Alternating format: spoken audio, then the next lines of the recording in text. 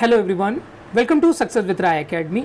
16 मई 2023 के दैनिक जागरण के राष्ट्रीय संस्करण को आज के इस वीडियो में हम डिस्कस करेंगे। तो चलिए वीडियो को स्टार्ट करते हैं। और सबसे पहली हेडिंग कल भी यही थी कि किसको कर्नाटक का मुख्यमंत्री बनाया जाएगा, और आज भी विधायकों का जो गुप्त मतदान हुआ है उसमें सिद्धरमैया ही सबसे आगे चल रहे हैं। इसमें DK शिव कुमार जो हैं वो हालांकि बेहतर नाम माने जा रहे हैं, लेकिन वो राहुल गांधी के उतने करीबी नहीं हैं जितने सिद्धरमैया हैं, और सिद्धरमैया पुराना फेस है कर्नाटक कांग्रेस का, तो इस वजह से भी इनके जीतने के यानी कि इनके मुख्यमंत्री बनने के चांसेस ज़्यादा हैं। इसमें नई दिल्ली में सोनिया गांधी और मल्लिकार्जुन खड़गे और राहुल गांधी के साथ मुलाकात होनी थी DK शिव कुमार और सिद्धरमैया की। तो सिद्धरमैया तो वहाँ पर उपस्थित रहे, लेकिन DK शिव कुमार अस्वस्थ होने के कारण नहीं आ पाए। उनके स्थान पर DK सुरेश यानी उनके भाई ने हिस्सा लिया और उनकी अस्वस्थता के कारण बताया उन्होंने। तो कर्नाटक में कांग्रेस विधायक दल के नेता का फैसला करने के लिए पार्टी नेतृत्व की ओर से जो पहल थी वो तेज कर दी गई है, और मंगलवार को हाईकमान मुख्यमंत्री के नाम पर सहमति बना लेगा, ऐसे संकेत भी मिल रहे हैं। मुख्यमंत्री का चेहरा तय करने की इस कवायद में कांग्रेस अध्यक्ष खड़गे दोनों प्रमुख दावेदारों सिद्धरमैया और शिव कुमार से चर्चा करेंगे। समझा जाता है कि इन दोनों नेताओं की पूर्व कांग्रेस अध्यक्ष सोनिया गांधी और राहुल गांधी से भी बातचीत होगी। इसके बाद मंगलवार को सिद्धरमैया व शिव कुमार को पार्टी के व्यापक हित में मान्य एक फार्मूले पर सहमत कराया जाएगा। जाहिर तौर पर CM पद पर दोनों में से एक को दावेदारी से पीछे हटने को राजी करने में खड़गे के साथ गांधी परिवार की अहम भूमिका होगी। नेक्स्ट न्यूज़ पर आते हैं कि अदानी समूह की जांच को लेकर सेबी पर सवाल। अब देखिए, अदानी समूह में वित्तीय अनियमितताओं को लेकर बाजार नियामक सेबी ही अब फंसती नजर आ रही है। सेबी ने सोमवार को सुप्रीम कोर्ट में दायर एक हलफनामे में इन सूचनाओं को बेबुनियादी करार दिया है, और वह वर्ष 2016 से ही अदानी समूह की कंपनियों में वित्तीय अनियमितताओं की जांच कर रही है। सेबी के हलफनामे पर कांग्रेस पार्टी ने सवाल उठाया और कहा कि वित्त मंत्रालय ने ही जुलाई 2021 में लोकसभा को बताया था कि सेबी नियमों के उल्लंघन के मामले में अदानी समूह की कुछ कंपनियों के खिलाफ जांच कर रही है। इस आधार पर कांग्रेस ने सेबी व सरकार पर अदालत और संसद को गुमराह करने का आरोप लगाया है। कांग्रेस के इस बयान के बाद वित्त मंत्रालय ने कहा है कि वह जुलाई 2021 के अपने बयान पर कायम है।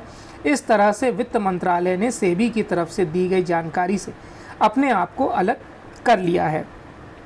उधर अदानी समूह में वित्तीय अनियमितताओं पर हिडनबर्ग रिपोर्ट की सुप्रीम कोर्ट के आदेश पर जांच कर रही सेबी ने जांच पूरी करने के लिए और ज़्यादा समय मांगा है।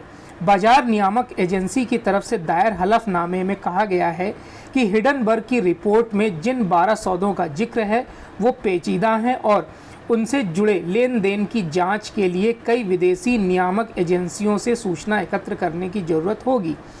इनमें प्राप्त सूचनाओं के आधार पर की गई जांच के बाद ही किसी नतीजे पर पहुंचा जा सकेगा। सेबी ने कहा कि निवेशकों व प्रतिभूति बाजार के हितों को देखते हुए सभी तथ्यों को जाने बिना किसी पर नतीजे पर पहुंचना न्यायसंगत नहीं होगा। अब एक सबसे इम्पॉर्टेंट न्यूज़ पर आते हैं कि झोला छाप डॉक्टरों के चंगुल से बच सकेंगे मरीज। अब देखिए, जैसे हमारी और आपकी पहचान जो है वो यूनिक पहचान है। आधार नंबर हमें और आपको अलग अलग मिले हुए हैं, यानी एक व्यक्ति का एक ही आधार नंबर होगा। उस आधार नंबर से ही वो व्यक्ति पहचाना जाएगा, और ऐसा ही अब डॉक्टरों के मामले में भी होने वाला है। यानी कि आप उनको जो एक आधार नंबर टाइप दिया जाएगा, UID दी जाएगी, विशिष्ट पहचान संख्या, उससे आप उनकी पूरी जानकारी हासिल कर सकेंगे। तो मरीजों और उनके परिजनों के लिए बड़ी अच्छी खबर है। चिकित्सा के नाम पर अब कोई भी झोला छाप उन्हें ठग नहीं सकेगा और ना ही उनकी जान से खिलवाड़ कर सकेगा। राष्ट्रीय चिकित्सा आयोग यानी NMC ने सभी चिकित्सकों के लिए पंजीकरण अनिवार्य कर दिया है। देश में प्रैक्टिस करने के लिए हर चिकित्सक को विशिष्ट पहचान संख्या मिलेगी। सारा डाटा NMC की वेबसाइट पर उपलब्ध रहेगा।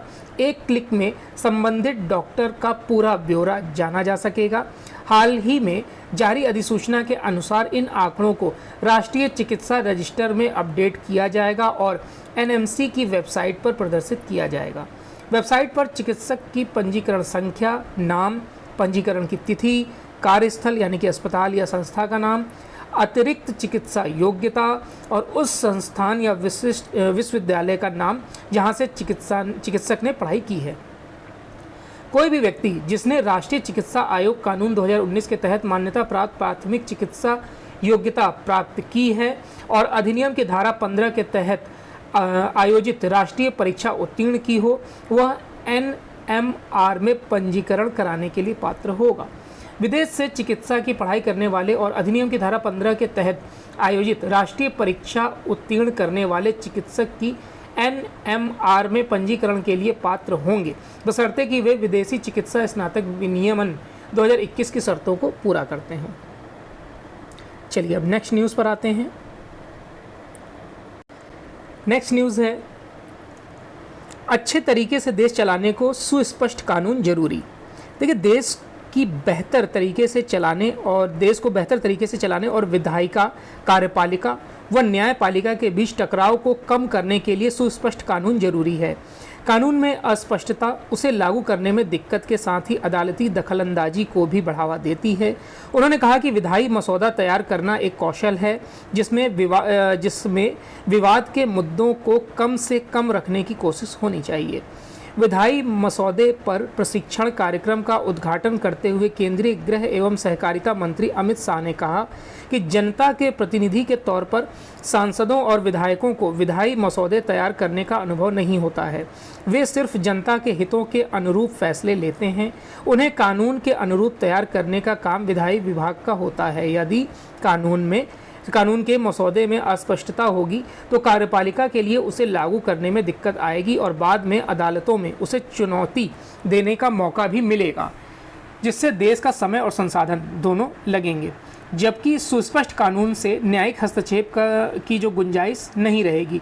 इसके साथ ही उन्होंने कानून का मसौदा तैयार करने में देश काल, ऐतिहासिक विरासत, संस्कृति, शासन व्यवस्था, पुराने और कम विवादित कानूनों के अध्ययन और अंतर्राष्ट्रीय संबंधों को भी ध्यान में रखने पर जोर दिया है। नेक्स्ट न्यूज़ है, 2047 तक भारत बनेगा विकसित राष्ट्र। भारत 2047 तक विकसित देश बन जाएगा, यह उम्मीद रक्षा मंत्री राजनाथ सिंह ने जाहिर की है। साथ ही विकास के लिए तकनीक के विकास पर जोर दिया गया है। कहा कि रक्षा क्षेत्र में साइबर हमले के बढ़ रहे खतरों से निपटने के लिए तकनीक के लगातार उन्नयन की ज़रूरत है। पुणे के defence institute of advance technology में आयोजित दीक्षा समारोह में राजनाथ सिंह ने कहा कि भारत अब आत्मनिर्भरता की ओर बढ़ रहा है। 2027 तक भारत विश्व की तीसरी सबसे बड़ी अर्थव्यवस्था वाला देश बन जाएगा। दुनिया तेजी से बदल रही है, रक्षा क्षेत्र में भी तेजी से बदलाव हो रहे हैं और उसमें तकनीकी का उपयोग निरंतर बढ़ता जा रहा है। इसी के साथ रक्षा क्षेत्र समेत सभी प्रमुख क्षेत्रों में साइबर हमले का खतरा भी बढ़ रहा है। हम उससे बचाव के लिए तकनीक का उपयोग कर रहे हैं। नेक्स्ट न्यूज़ है, अंडर ग्रेजुएट स्तर पर अब हर छात्र को मिलेगी मूल्य आधारित शिक्षा। नई राष्ट्रीय शिक्षा नीति के जरिए युवाओं को ग्लोबल सिटीजन बनाने के साथ भारतीय मूल्य और भारतीय ज्ञान परंपरा से जोड़ने का जो सपना देखा गया है, उस दिशा में कोशिश तेज हो गई है। फिलहाल जो बड़ी पहल की गई है उसके तहत अब स्नातक स्तर पर प्रत्येक छात्र को इससे जुड़ी शिक्षा दी जाएगी। साथ ही इसे पढ़ने पर उन्हें 2 क्रेडिट अंक भी मिलेगा। इस दौरान छात्रों को विषयों से जुड़ी शिक्षा देने के साथ ही उन्हें ऐसे सभी प्रोफेशनल्स तौर तरीकों और मूल्यों से भी जोड़ा जाएगा जो उनके करियर को संवारने के साथ ही उनके व्यक्तित्व विकास में भी मददगार बनेंगे। यूजीसी ने उच्च शिक्षण संस्थानों से नए कोर्सों को लागू करने के साथ ही इससे जुड़ा 60 घंटे का कोर्स तैयार करने को कहा है। नेक्स्ट न्यूज़ है, खास होगी पीएम की पापुआ न्यू गिनी की यात्रा।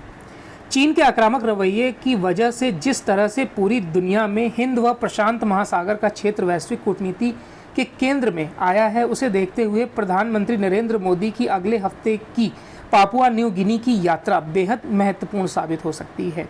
प्रशांत क्षेत्र के छोटे व बड़े 14 द्वीप देशों के प्रमुखों के साथ पीएम मोदी की India Pacific island corporation summit की बैठक को लेकर तैयारियां अंतिम चरण में है।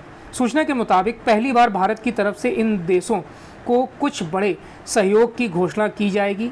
प्रशांत क्षेत्र के इन देशों की अहमियत इस बात से समझी जा सकती है कि जिस दिन प्रधानमंत्री मोदी पापुआ न्यू गिनी से बाहर निकलेंगे, उसके कुछ ही समय बाद वहां अमेरिका के राष्ट्रपति जो बाइडेन पहुंचने वाले हैं, जो उक्त देशों के प्रमुखों से अलग अलग मिलेंगे। पापुआ न्यू गिनी सरकार की तरफ से बताया गया है कि प्रधानमंत्री मोदी वहां 21 मई से 2 दिवसीय यात्रा पर रहेंगे। मोदी का स्वागत वहां के स्थानीय हवाई अड्डे पर 19 तोपों की सलामी के साथ होगी। चलिए नेक्स्ट न्यूज़ पर आते हैं। नेक्स्ट न्यूज़ है बिजनेस पेज से। पहली न्यूज़ है कि मांग में कमी से अप्रैल में वस्तु निर्यात घटा। देखिए, वस्तु निर्यात में गिरावट का दौर जारी है। चालू वित्त वर्ष 2023-24 के पहले महीने यानी अप्रैल में वस्तुओं के निर्यात में पिछले साल अप्रैल के मुकाबले 12.69% की गिरावट दर्ज की गई है और यह 34.66 अरब डॉलर रहा। दूसरी तरफ सेवा निर्यात में पहले की तरह बढ़ोतरी का सिलसिला जारी है और अप्रैल में सेवा निर्यात में पिछले साल अप्रैल के मुकाबले 25% की बढ़ोतरी रही है। अप्रैल में कुल सेवा निर्यात 30.36 अरब डॉलर रहा। इस प्रकार वस्तु और सेवा का कुल निर्यात पिछले साल अप्रैल के मुकाबले 2% बढ़कर 65.02 अरब डॉलर हो गया।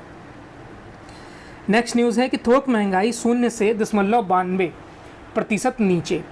थोक मूल्य सूचकांक यानी कि WPI आधारित मुद्रास्फीति अप्रैल में घटकर 34 महीने के निचले स्तर 0 से 92% नीचे आ गई है।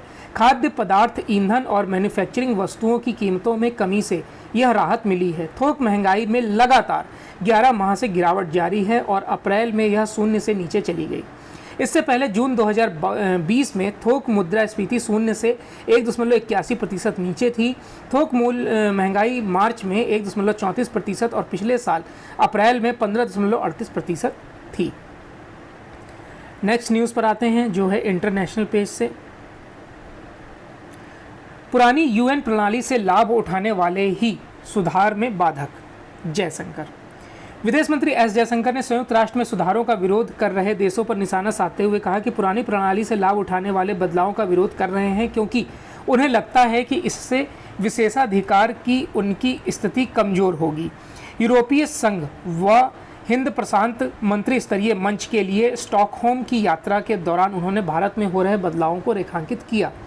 भारत के सुरक्षा परिषद के स्थायी सदस्य बनने की संभावना के बारे में पूछे जाने पर जयशंकर ने कहा, जब संयुक्त राष्ट्र को बनाया गया था उस समय भारत चार्टर का मूल हस्ताक्षर करता था, पर तब वह स्वतंत्र देश नहीं था। उस समय 5 देशों ने एक तरह से खुद ही स्वयं को चुन लिया था। पहले से लाभ ले रहे देश बदलाव नहीं चाहते, लेकिन मुझे पूरा विश्वास है कि मैंने देखा है कि हर बीते साल के साथ सुधार की मांग मजबूत होती जा रही है। नेक्स्ट न्यूज़ है, अब दूसरे दौर में 28 मई को होगा तुर्की के राष्ट्रपति का फैसला, एर्दोगन को मिली बढ़त।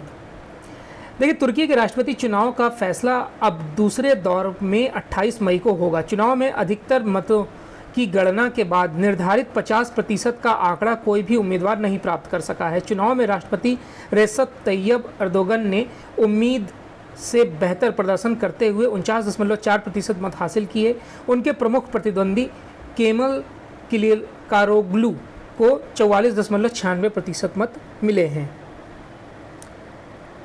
तो ये आज का यानी 16 मई 2023 का दैनिक जागरण का राष्ट्रीय संस्करण था। आई होप आपको वीडियो अच्छा लगा होगा। अगर वीडियो अच्छा लगा हो तो लाइक और शेयर कर दीजिएगा। वीडियो देखने के लिए धन्यवाद।